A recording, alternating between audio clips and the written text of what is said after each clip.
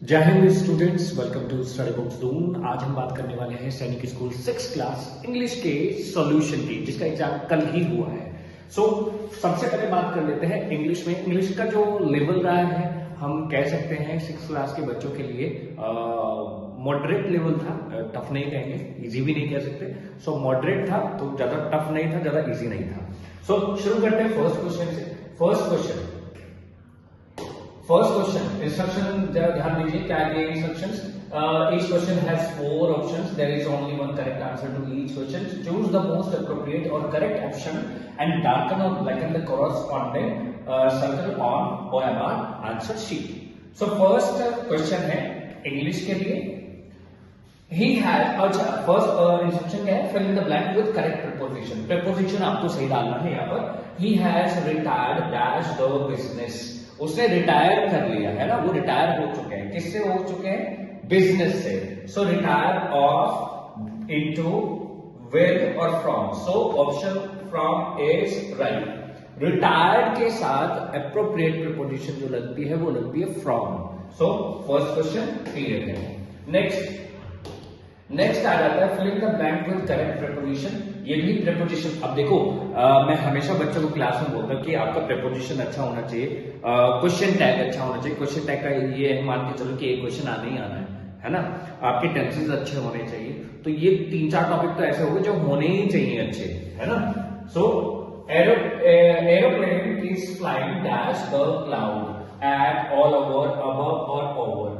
जब भी हम अबव को देखते हैं, ओवर को देखते हैं और ऑन को देखते हैं, तो उनका अलग अलग यूज है। जैसे ऑन है, तो ऑन जब भी हम यूज करते हैं वो सरफेस पर टच होता है। जब भी हम ऑन यूज करते हैं क्या होता है? सरफेस पर टच होता है।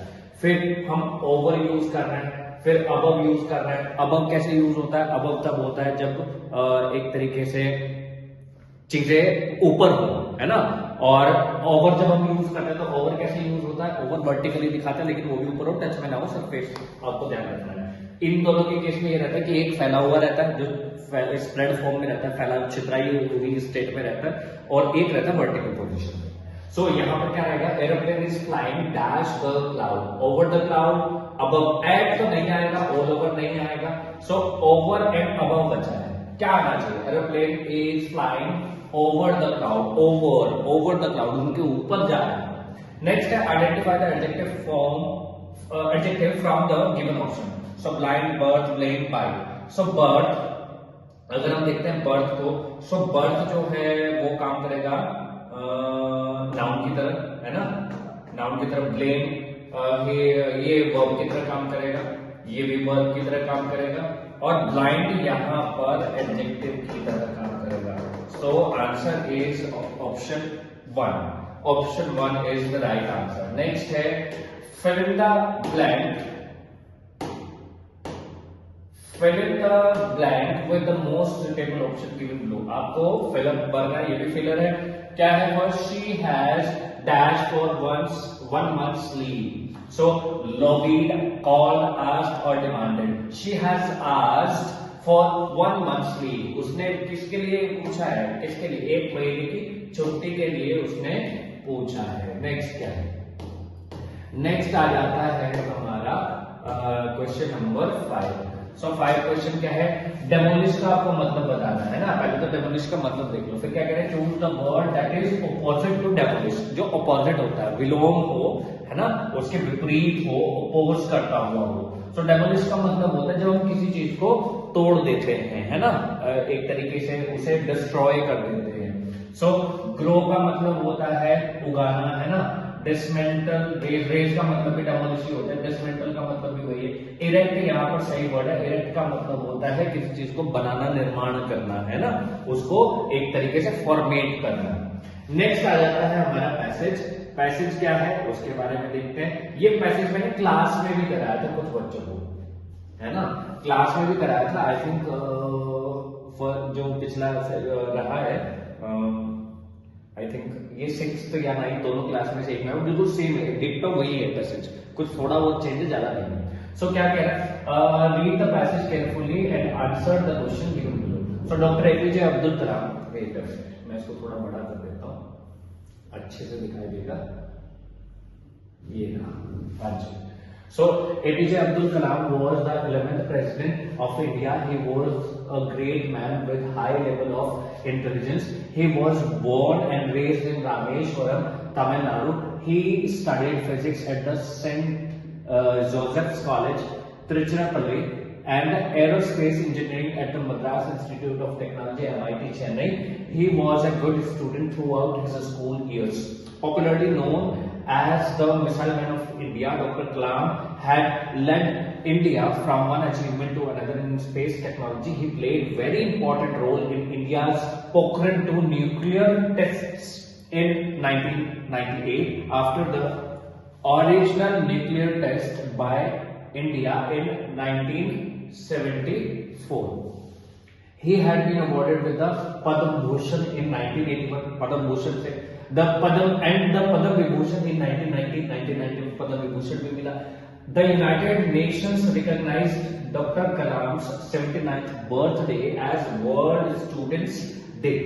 Okay, so ओवरऑल देखा जाए तो अब्दुल कलाम के ऊपर ये पूरा पैसेज है. एपीजे अब्दुल कलाम हमारे जो प्रेसिडेंट रहे, 71st प्रेसिडेंट थे, है ना. देखो ऊपर लिखा भी है 71st कह रहा हूँ, 11th प्रेसिडेंट रहे, है ना. चलो इसके बाद 71st को बोल रहा हूँ, सॉरी इसके लिए. चलो नेक्स्ट देखो क्वेश्चन क्या है.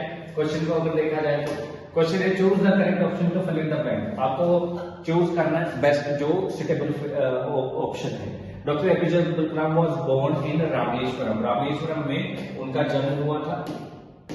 नेक्स्ट आता है according to the passage choose the incorrect statement. Doctor Kalam played very important role in India's nuclear test in 1998. अगर बात करी जाए डॉक्टर कलाम की, किया 1998 में न्यूक्लियर टेस्ट में वो थे? हाँ थे, ये तो सही है. फिर कह रहा है the Kalam is known as the missile man of India. हाँ जी ये भी था. फिर कह रहा है doctor Kalam receive the Bharat Ratna 1991. भाई नहीं हुआ, उन्हें तो पद्म भूषण और पद्म विभूषण मिला, है ना. देखो लिखा भी है, देखो ऊपर ही लिखा है ना. और 90 में मिला है और एक 90 एक तो मिला 90 में और एक मिला है 1981 में.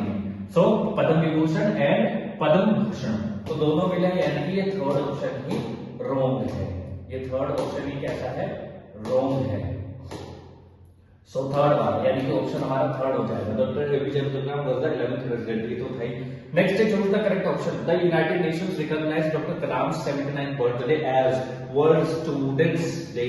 यही है इसका ए ऑप्शन सही है. A option is right.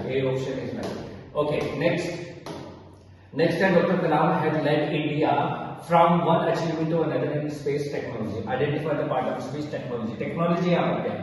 So doctor कलाम, अब देखो इसको देखा जाए तो ये हमारा सब्जेक्ट है, फिर had led, यहाँ तक हमारा वर्ब है, फिर बाकी जो आता है हमारा ऑब्जेक्ट आ जाता है. From one achievement to another in space technology. इन क्या है? प्रीपोजिशन है और प्रीपोजिशन के बाद नाउन आती है. स्पेस हमारा एडजेक्टिव है और टेक्नोलॉजी हमारा नाउन की तरह वर्क कर रहा है. सो यहाँ पर जो सही ऑप्शन है वो है ऑप्शन नंबर बी. नेक्स्ट है out of the given options choose the synonym of recognise. Recognise का मतलब होता है आइडेंटिफाई करना, है ना. अब कुछ लोग ने ये देखा होगा, सीधा ऑप्शन लगा दिया होगा बिना देखे, तो इसको थोड़ा देख लेना, है ना भाई. ध्यान रखना है इस चीज का कि सही क्या है. चलो जी. ओके, नेक्स्ट हम देखते हैं. नेक्स्ट है 11th में क्या कह रहा है? Choose the correct meaning of sentence given below. आपको सही सेंटेंस का मीनिंग यहाँ पर देखना है. She lives in her ivory tower. Ivory tower का ध्यान रखना. आइवरी टावर का मतलब होता है जब कोई अलग थलग पड़ा रहा है, आइसोलेटेड फॉर्म में हो, है ना. She lives in an isolated building. जो वो रहती है कहां पर? अपने आइवरी टावर में रहती है, वो अलग रहती है, अपने आइसोलेटेड बिल्डिंग में रहती है. नेक्स्ट है choose the correct meaning of the phrase one's cup of tea. One's cup of tea का मतलब होता है जब किसी का इंटरेस्टेड कोई चीज हो, मतलब जिसका सपोज मेरा इंटरेस्ट है क्रिकेट में, मेरा इंटरेस्ट है सिंगिंग में, मेरा इंटरेस्ट है गार्डनिंग में, मेरा इंटरेस्ट है रीडिंग में, बुक्स को मैं रीड करता हूँ, बहुत ज्यादा पसंद है ना. या फिर मेरा इंटरेस्ट है प्रेडिक्शन के लिए, है ना. तो इंटरेस्ट की बात है. So one's cup of tea का मतलब होता है किसी का इंटरेस्ट होना, जो जिसको पसंद हो. सो टू वंस लाइकिंग, जिसको जो पसंद हो, उसके लिए हम यूज करते हैं. नेक्स्ट है identify the tense of the following sentence. Tense देखना है. You have been working very hard. You have के साथ बीन और B1 ING, इसका क्या मतलब है सर जी? ये प्रेजेंट परफेक्ट कंटिन्यूअस टेंस है। प्रेजेंट परफेक्ट कंटिन्यूअस, प्रेजेंट में हैज यूज करते हैं, बीन यूज करते हैं और वर्किंग। हम कैसे इसको आइडेंटिफाई करें? मैंने आपको क्लास में भी बहुत बार बताया है कि इसमें परफेक्ट वाला तो रहता है हेल्पिंग वर्ब। अब देखो परफेक्ट वाले का क्या मतलब है? Present perfect. प्रेजेंट परफेक्ट में हम क्या यूज करते हैं? हैज और हैव। तो हैज और हैव के साथ साथ वर्किंग आईएनजी वाला मतलब मेन वर्ब रहता है, कंटीन्यूअस वाला परफेक्ट वाला वर्ब आ गया। और मेन वर्ब कैसा आता है? कंटीन्यूअस वाला। कंटीन्यूअस में कौन सी मेन वर्ब यूज करते हैं? V1 प्लस आईएनजी, या फिर हम जिसको क्या बोलते हैं? हम V4 भी बोलते हैं। Okay next 14, fill in the blank with correct degree of comparison. correct degree of comparison देना है। Do you work more than नीलम? अब किसी का कंपैरिजन, यू का कंपैरिजन नीलम के साथ, जब दो का कंपैरिजन होता है तो हम क्या यूज करते हैं? Comparative degree. कंपैरेटिव में हम क्या यूज करते हैं? More. So option third is right. Next fifth check करते हैं। फिफ्थ क्या कह रहा है? fill in the blank with the correct degree of comparison। अब देखो एडजेक्टिव से दो क्वेश्चन डिग्री से ही आ गए। अब पता क्या है, 6th क्लास में जब हम सिलेबस को देखते हैं, सिलेबस में इतना लिखा है एडजेक्टिव, लेकिन भाई एडजेक्टिव का मतलब सिर्फ ये नहीं है कि आप एडजेक्टिव का डेफिनेशन पढ़ लो बस, नहीं, उसके काइंड्स पढ़ने हैं, उसका डिग्रीज ऑफ कंपैरिजन कंप्लीट करना है ना। उसे बहुत सारी चीजें हैं, उसके कुछ कंफ्यूजिंग एडजेक्टिव्स होते हैं, वो करने आने चाहिए। तो ये सारी चीजों को पता होना चाहिए। Earn run dash of all. अब ऑल की बात है, अब जब किसी सब में से किसी एक को हम चूज करते हैं, किसी एक का सिलेक्शन होता है, तो कौन सा डिग्री यूज करते हैं? हम सुपरलेटिव डिग्री यूज करते हैं, यानी कि फास्टेस्ट। यहाँ पर सही है, Arun run fastest of all. सबसे तेज अरुण दौड़ता है ना, अरुण दौड़ा सबसे तेज। Next, complete the sentence with a suitable article from the option given below. Suitable article डालना है। The darkest cloud has dash silver lining. That article नहीं है, एंड इंडेफिनिट हो जाएगा, एंड यहाँ पर आएगा भी नहीं क्योंकि ये एक कॉन्सोनेंट साउंडेड वर्ड है। द डेफिनेट नहीं, डेफिनेट हम बनाएंगे, सो ऑप्शन ए मतलब थर्ड राइट रहेगा, क्योंकि यहाँ पर इंडेफिनिट आर्टिकल क्या है? ए। नेक्स्ट है find the correctly spelled word from the option given below. Biscuit है ना, बिस्किट हो गया।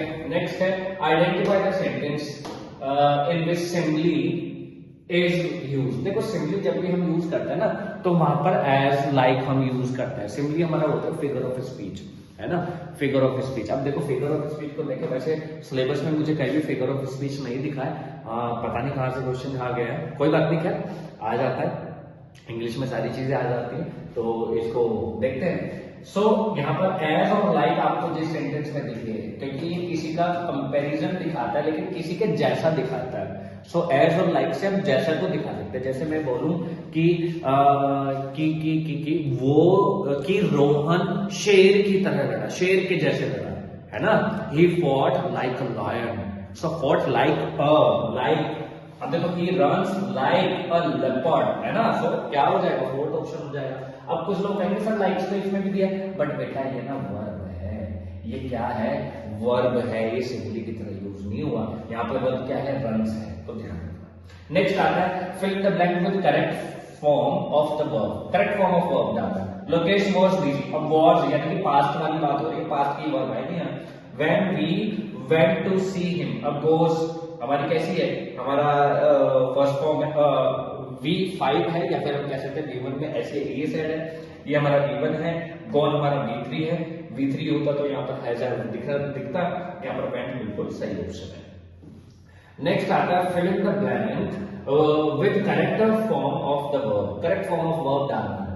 सो 40 rupees is a small amount. Is यहाँ पर सही वर्ड है। अच्छा, कुछ लोग आप लगाए, कुछ एम लगाए, नहीं, इज ज्यादा एप्रोप्रिएट है। क्यों? क्योंकि 40 रुपीज को एक सर्टेन अमाउंट में डालना है। जब भी सर्टेन अमाउंट हो, सर्टेन डिस्टेंस हो, है ना, certain amount, certain distance, certain height, certain weight, certain का मतलब निश्चित, डेफिनेट होना, और उसको हम किसी एक क्वांटिटी में या किसी एक उसमें अमाउंट में लेके चले, तो उसको हम सिंगुलर कंसीडर करते हैं। और सिंगुलर कंसीडर करेंगे तो क्या सही रहेगा? Option fourth is okay. Next है fill in the blank with correct form of verb. Correct form of verb बताना है, ये तो बहुत ही इजी है।